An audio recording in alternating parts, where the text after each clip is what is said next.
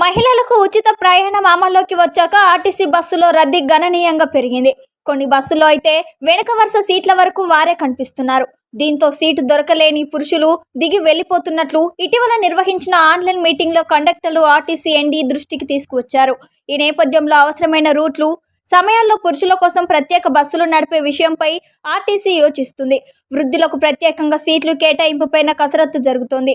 మరోవైపు విద్యార్థులకు సైతం కొన్ని మార్గాల్లో సర్వీసులు నడిపే విషయాన్ని ఉన్నత అధికారులు చర్చిస్తున్నారు.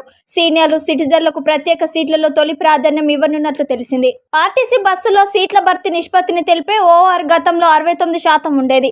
గతంలో నిత్యం మహిళా ప్రయాణికులు 12-14 లక్షలు ఉండగా ఇప్పుడు 29 లక్షలు దాటుతున్నట్లు ఆర్టీసీ గణాంకాలు చెబుతున్నాయి. దాంతో ఓవర్ దాదాపు 89% నమోదవుతుంది. ఉన్న బస్సులతోనే అంత రద్దీని తట్టుకోవడం ఆర్టీసీకి సవాల్గా మారుతుంది. పట్టణాల నుంచి గ్రామాలకు వెళ్లే ఆఖరి బస్సుల్లో రద్దీ ఎక్కువగా ఉంటుంది. ఈ నేపథ్యంలో పరిస్థితుల్ని డ్రైవర్, కండక్టర్లు దాదాపు 20 మందికి పైగా ఆర్టీసీ ఎండీకి వివరించారు. సమస్య పరిష్కారానికి సూచనలు ఇచ్చారు. నిల్చునేందుకు స్థలం లేక, బస్సు ఎక్కలేక విద్యార్థులు అక్కడే ఆగిపోయి ఇబ్బంది పడ్డ ఘటనలు ఉన్నతాధికారుల దృష్టికి వచ్చాయి. ఆయా అంశాలపై ఉన్నతాధికారులు దృష్టి పెట్టారు. డిపో మేనేజర్లు కూడా క్షేత్రస్థాయి పరిస్థితిని వివరించారు. భద్రాచలం ఖమ్మం ఎక్స్ప్రెస్లో మహిళా ప్రయాణికులు ఎక్కువగా ఉంటున్నారు. బస్ కండక్టర్ కవిత ఎడమ వరుస పురుష ప్రయాణికులకు వదలండి, కుడి వరుస సీట్లలో మహిళలు కూర్చోండి అంటూ వారిని కోరుతున్నారు. మహిళా ప్రయాణికులు అర్థం చేసుకుని ఒక వరుసకే పరిమితం అవుతున్నారు.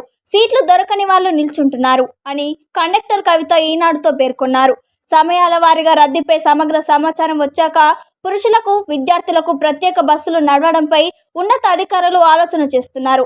ఇవి సాధ్యం కాదంటే మహిళలకు మాత్రమే ప్రత్యేక బస్సులు నడపడం, ఇలా రకరకాల చర్చలు జరుగుతున్నాయని ఆర్టీసీ వర్గాల సమాచారం. జీరో టికెట్ అని మహిళా ప్రయాణికుల్ని చిన్నచూపు చూడటం, వారి తరపున ప్రభుత్వం ఆ ఛార్జ్ చెల్లిస్తోంది. ప్రయాణికులకు ఇబ్బంది కలగకుండా పలు రకాల ప్రత్యామ్నాయాలపై దృష్టి పెట్టామని ఓ ఉన్నతాధికారి పేర్కొన్నారు.